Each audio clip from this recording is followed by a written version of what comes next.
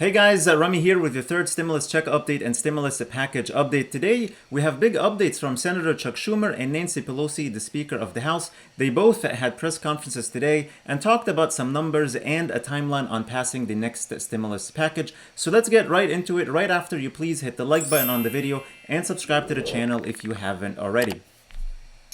Morning, everybody, and thank you for joining us. And I'm so proud to be joined by two new outstanding senators from Georgia, Jon Ossoff and the Reverend Raphael Warnock, who are working alongside Democrats in the Senate to deliver desperately needed COVID-19 relief back to their home state.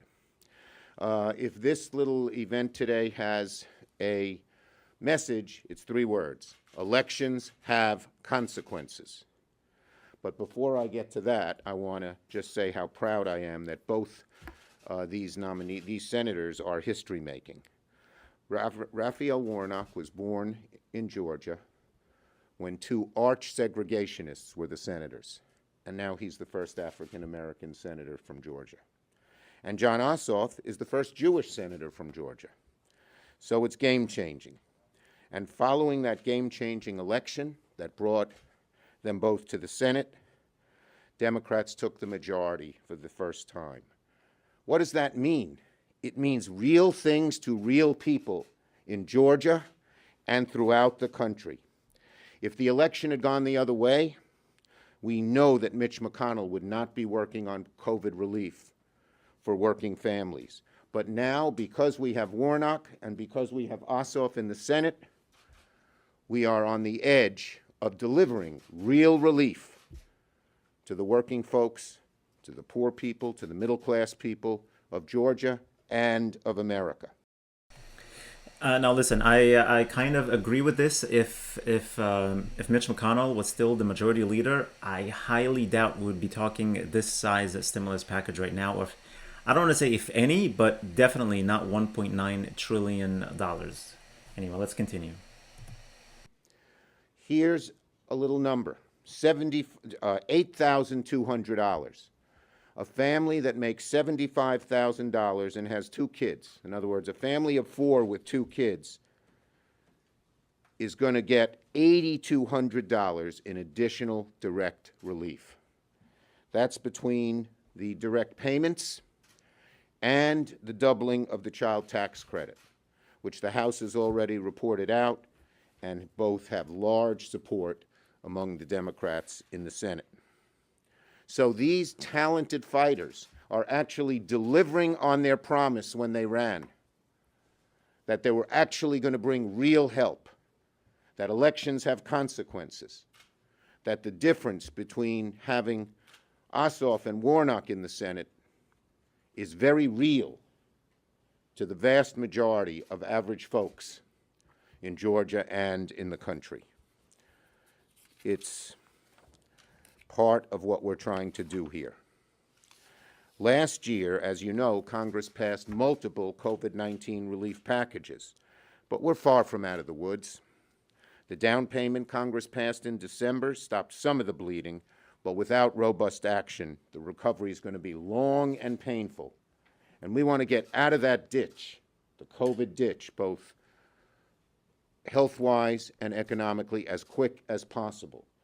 And the addition of these two men to the Senate makes that very, very likely and very, very real, because it allows us to build in a much stronger way on the previous package that was passed in December. Thanks to Senators Warnock and Ossoff, this COVID bill will be bigger and bolder and bring significantly more help to Georgians and to Americans. And right now, Democrats are on the path to secure another round of direct payments, an expansion of the child tax credit and the earned income tax credit, other things that they have been pushing for. Funding for historically black colleges and universities, minority institutions, and tribal colleges, debt relief to black farmers who have been ignored for far too long in Georgia and elsewhere, and so much more. They have been pushing me as leader to get these things done. They've been talking to our caucus, and obviously the Democratic caucus is very grateful that they ran such great races and helped us gain the majority. But we realize that's not the end, that's just the beginning. Getting things done is the real reason that people elected them and what we must do.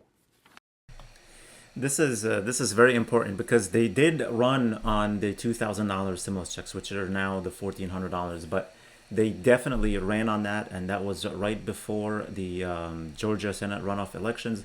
So they have to get it done. Like that's something that the Democrats cannot not do. They have to, because that's the whole premise of how they won this election, and they gained the very slim majority. I mean, it's really not majority. It's 50-50 and just the tiebreaker with Vice President Kamala Harris. So we'll see what happens. We're hopeful, and I really do think that we're going to end up with a stimulus package. Again, in terms of direct assistance to Georgia families, Senators Ossoff and Warnock are going to help deliver an extra $8,000 for an average family of four. That makes a big difference in their lives. We Senate Democrats, as you know, we're moving full steam ahead with a bold plan to tackle the worst health crisis in 100 years since the Spanish pandemic flu, the worst economic crisis in 75 years since the Great Depression. This bill, what we are proposing, is proof to people who have lost faith in democracy. Your vote matters. It sure mattered in Georgia. The people of Georgia should be very proud of their two senators and their state. Because Georgians sent John and Raphael to the United States Senate, I can confidently say real, significant help is on the way. Senator Ossoff. Take a few questions. Leader Schumer. So both senators talked for a little bit about some things, and then they started taking questions, and I just have the important questions here. Nope. Go ahead. Leader Schumer, so it sounds like you are fully on board with the $1,400 checks for those making $75,000 up to $75,000 and $150,000 respectively, individuals, couples, with the phase out at $100,000 and $200,000 individuals and couples. How confident are you that you have everyone in your party? Bottom line is it has broad support in our caucus, and we think the House bill is right in the ballpark. Right in the ballpark. Leader Schumer, a lot of your talk has been pretty vocal about wanting to see the $15 minimum wage as a form of direct aid to folks in this bill. The president's been... I just want to talk about this last question. The cutoff here, I think what she's referring to is really Joe Manchin and maybe some other people who we didn't hear from but agree with Joe Manchin, because Joe Manchin, he's going to have a huge impact on the stimulus package, and Democrats have to get him on board, and any other in-the-middle Democrat, they have to be on board with these phase-outs, because he originally wanted the cutoff at $50,000 and at $100,000 for families, so half at what they are now. We'll see what happens and how he votes on this, but they definitely need the entire Democratic support, especially in the Senate, the 50-50. All 50 have to be in agreement in order to get Vice President Kamala Harris the 51st vote, so 51-50, and that's the only way they can pass this thing in the Senate. Somewhat skeptical it can survive the reconciliation process. What's your view on that being in this bill and making it all the way through the Senate? Well, Senator Sanders and I are working very closely together to overcome the birdbath and make sure or do everything we can to see that it survives the birdbath. We'll see what happens. That's our first step. Yes? I'm going to ask, is the trial slowing you guys down at all in delivering relief? And then on that, are the House impeachment managers changing any of the GOP colleagues' minds? On question one, no, it is not. As we promised, you know, when I first became majority leader, they said, you have three big tasks: President's cabinet, impeachment, COVID. We are on track with all three. This week we affirmed two more of the president's nominees. The impeachment trial moves forward at a good pace. And our committees, as we speak, both in the House and Senate, are working on bold COVID relief that the American people need. So no, it is not slowing us down. All right, so he's saying that they're not slowing down, and they are working on all three at the same time. So hopefully there's some truth there in what he's saying and no delays. And now Nancy Pelosi is going to talk to us more about that timeline and what the committees are doing and what are the steps that needs to happen in order to finally get it signed into law before March 14th, when the unemployment that's currently there expires.